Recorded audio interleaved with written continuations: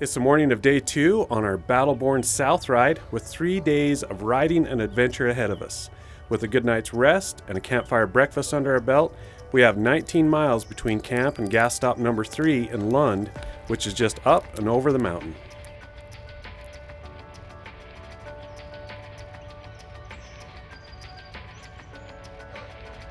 We wasted a bit of time before getting back on the trail. Little did we know we had a whole different type of mountain that we'd have to scale on our way to Lund.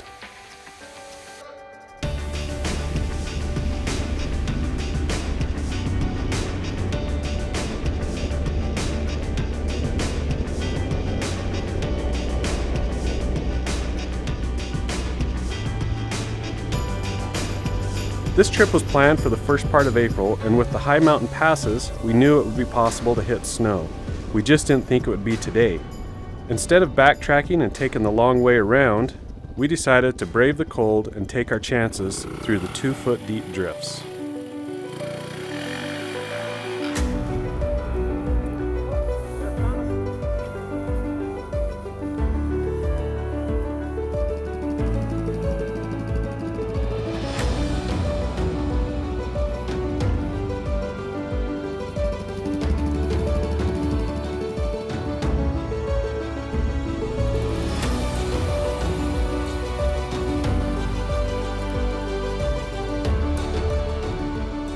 We didn't lose any bikes or people in the snow, and after a good hour of blazing trail, we found clear trail ahead.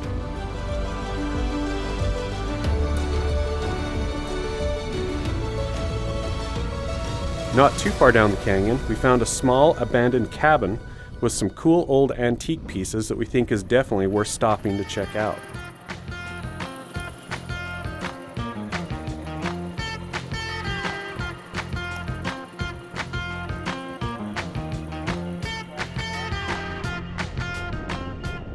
This canyon gets better and better as you wind through a few more rock walls before popping out on the other side. It gives you a good idea of what's to come later in the day.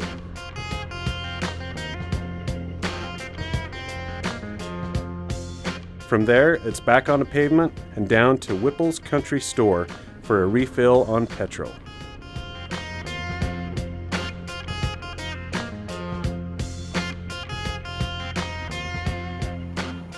As I mentioned before, gas is the most important factor when adventure riding in Nevada, and this next stretch is the longest stretch of the trip at close to 220 miles. So stop in, top off on gas and snacks while you can.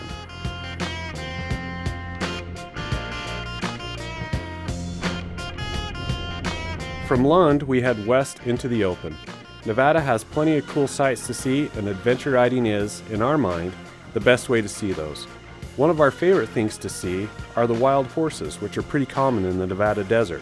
Keep your eyes peeled during this ride, and you'll be sure to see some. Our next destination is a rock cabin located at the northeast side of Blue Eagle Mountain.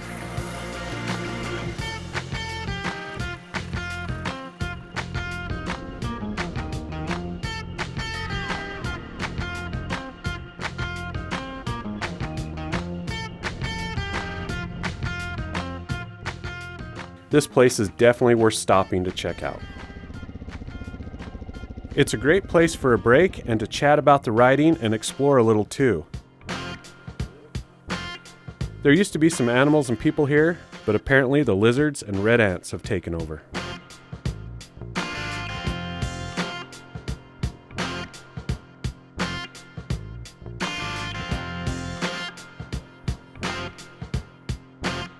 After leaving the rock cabin, the route turns south towards Bald Mountain. There's plenty of good trails on this trip, but this next section is by far and away my favorite. The dirt always seems to be perfect on this section, and it makes you feel like a hero as you rip down the windy trail through the cedars.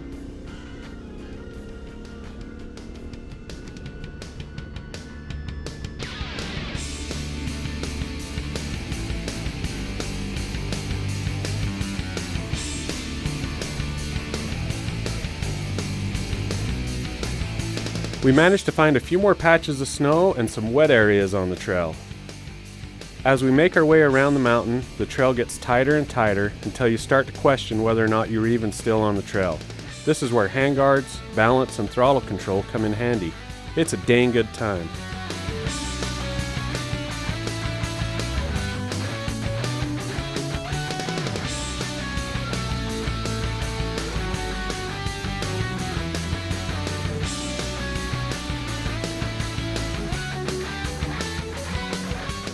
From there, the trail begins to open up until you reach what we call a super dirt highway.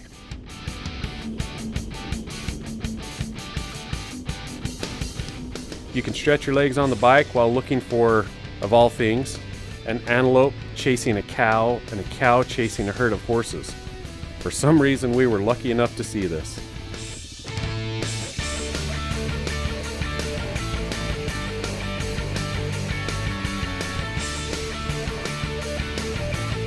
From there, it's back to Highway 6 for a few miles of pavement.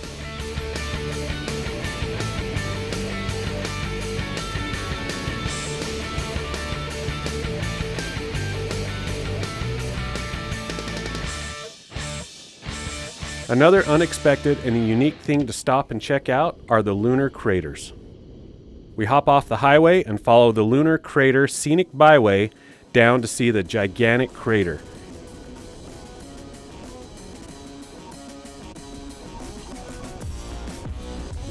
We stopped on the sand flats to do some moonwalking and take a few out-of-this-world pictures, and then made our way up to the huge lunar crater.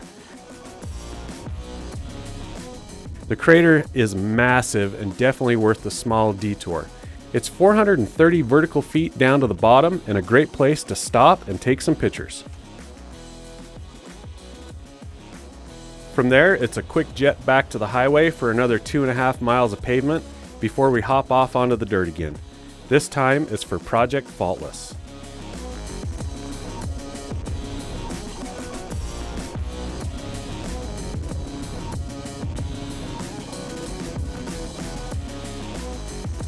Project Faultless is an experiment by the U.S. government done in 1968 to view the effects and geological impacts of an atomic explosion.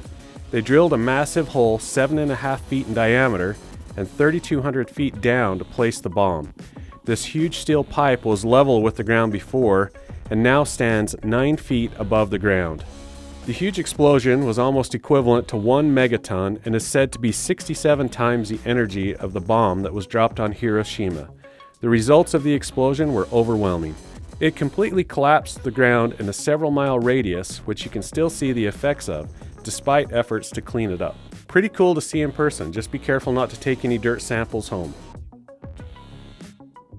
After leaving Project Faultless, we continue southwest towards Hot Creek Canyon.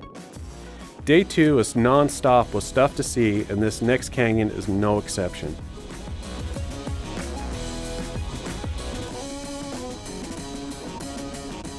It winds through the bottom of the canyon with colorful mountains on each side. Keep your eyes peeled for more horses and desert bighorn sheep. We were lucky enough to catch the herd on their way up the rock face.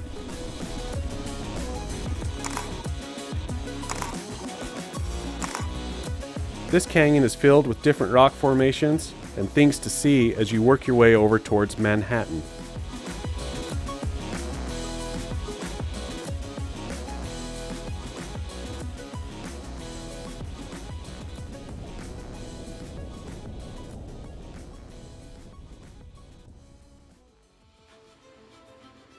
This is the last town before the next gas stop. Once we hit the pavement, it's a 23-mile jet up to Carver's and the Rebel gas station. This is our second and final gas stop of day 2. It's also a good place to grab any snacks and water for the evening. Alright, so day 2, we just pulled into Carver's. If you're gonna do this ride, you've got to be able to do at least 230 miles. That's what we did. And I came rolling in on fumes. I had to stop a ways back there and tip the bike over to get all the gas out of the other side of the tank over to this side, but I made it, barely. So yeah, gotta do 230. From Carver's, we head north for 47 miles until we reach the Lincoln Highway. For us, this was a great time to catch the sunset and catch the cool colors in the sky. Once we reach the Lincoln Highway, it's just 3.5 miles to the turnoff for Camp 2.